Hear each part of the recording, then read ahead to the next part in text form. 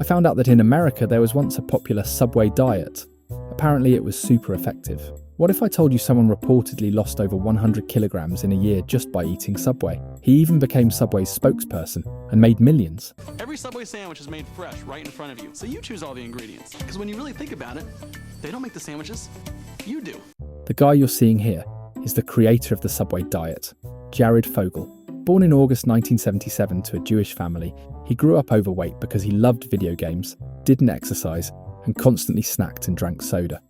When he went to college, his dorm was near a McDonald's, so he ate burgers and fries every day until his weight reached 193 kilograms. At just 21, Jared had diabetes and heart problems.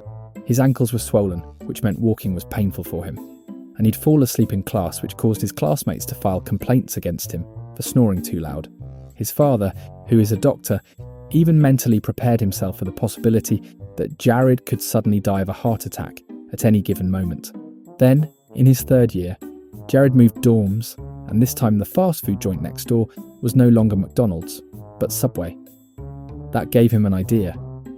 He thought maybe Subway would be a healthier choice, so he started what would later become known as the Subway diet.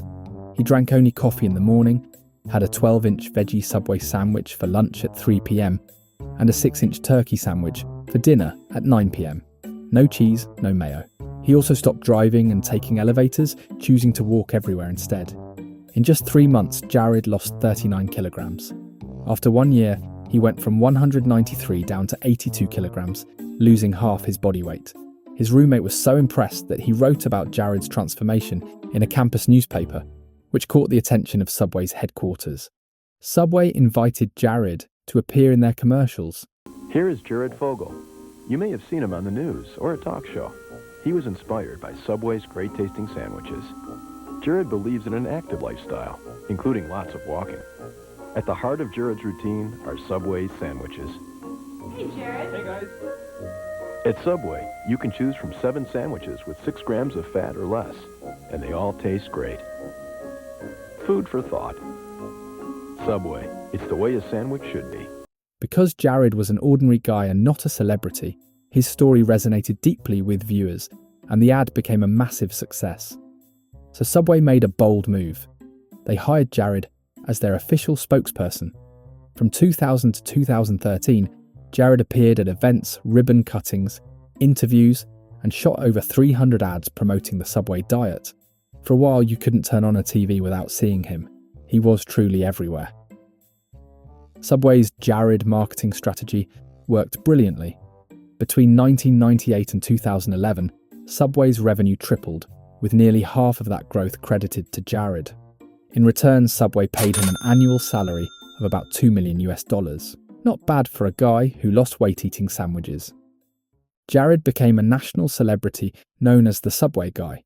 He even appeared on WWE, made sandwiches with Olympic swimmer Michael Phelps, and made cameos in movies and TV shows like Sharknado and South Park. Thank you all so much. You know, after a year of eating delicious sub sandwiches, I've proven weight loss is easy. And I promise you, I will always be your faithful leader in easy weight loss. All right! That guy ate all the sandwiches he wanted and lost weight. He is so cool. With money and fame, Jared became much more confident. At the age of 24, he finally got his first girlfriend and got married in 2001. In 2004, Jared also established a charitable organisation, primarily promoting the prevention of childhood obesity. Whenever he had time, Jared would travel around the US giving speeches, holding up the ridiculously large pants he used to wear to share his weight loss experience with students. From this perspective, Jared seemed like a good man, enthusiastic about public service, giving back to society what he took. But in reality, he was doing many unspeakable things in the dark. There's a few simple choices that you make every day that can make a big difference. Whether it's, rather than playing video games for another half hour, get out and get on your bike, get out and play around with your friends. After establishing the charitable organisation, Jared was constantly travelling to different schools for speeches. However, his real intention was actually to get away from his wife. After giving speeches during the day, he would go to nightclubs to pick up girls at night and would even use public funds to pay women for shameful activities. Perhaps discovering Jared's infidelity, his wife filed for divorce in 2007, citing an irreconcilable breakdown of the marriage. Soon after the divorce, Jared quickly remarried and had 2 children with his second wife. However, he remained a womanizer, continuing to cheat on his wife. Being a scumbag is certainly wrong, but this is at most a moral issue. But what Jared did next crossed all legal and moral boundaries, completely destroying his public image and ruining his reputation. You must go crazy with your travels because you get to go into all the different schools and, all the different things like that. I want you to... I'm sure you have a lot of stories. I want you to tell me some of them so that, I don't know, I like to... Yeah, especially some of the middle schools. I love the middle schools and the girls are starting to get, Yeah. Because you know how much I love big, I love you. Well, What's that? Well, kids are maturing faster nowadays. I know, which I love. And that's why I think it's wonderful with you is that you're able to get in early. You could totally, you could totally win them over, which is what I love. You like that? I do love that. Will you tell me how to do that? Just talk to them, just get to know them, just everything, and just, do a little touchy-feely things with them, and make them feel good. And it's a little more touchy-feely, a little more touchy-feely, a little more touchy-feely. And it's that kind of stuff. Yeah? Okay. I think that would be amazing. Earlier we mentioned that Jared really liked going to bars. Once he met a man named Russell Taylor at a nightclub. On the surface, Russell was an upright gentleman with a happy family and working at a social welfare organisation. But in fact, like Jared, he was always cheating and had very twisted fetishes. Buddy, you're weird! The 2 wolves in sheep's clothing immediately hit it off. Jared hired Russell as the director of his charitable organisation. During the day, they would go to schools to give seemingly earnest speeches, and at night they would spend public funds on their scandalous activities. They were particularly fond of the young. And by young, I mean young enough to be illegal. For this, they even used the excuse of business trips to go to Thailand and Indonesia for these activities. After doing too many bad things, Russell became increasingly paranoid, always worried that someone would discover what he was doing. So he installed a pinhole camera in his office. Unexpectedly, upon returning from a business trip one time, Russell discovered 2 young staff members having sex in the office. And the whole process was captured by the surveillance camera. He later showed the video to Jared, who was very pleased and even instructed Russell to film more. Just like that, the 2 used their positions to secretly film and collect many videos. If these videos had only circulated between the 2 of them, they wouldn't have been discovered.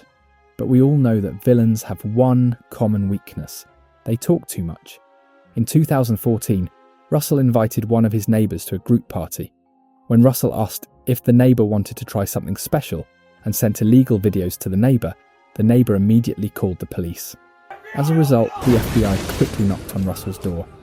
After Russell was arrested, Jared issued a statement to distance himself, claiming he had no knowledge of Russell's actions. Jared Fogle has gone from celebrity to loan collector. Fogle has filed a lawsuit against his former friend, Russell Taylor.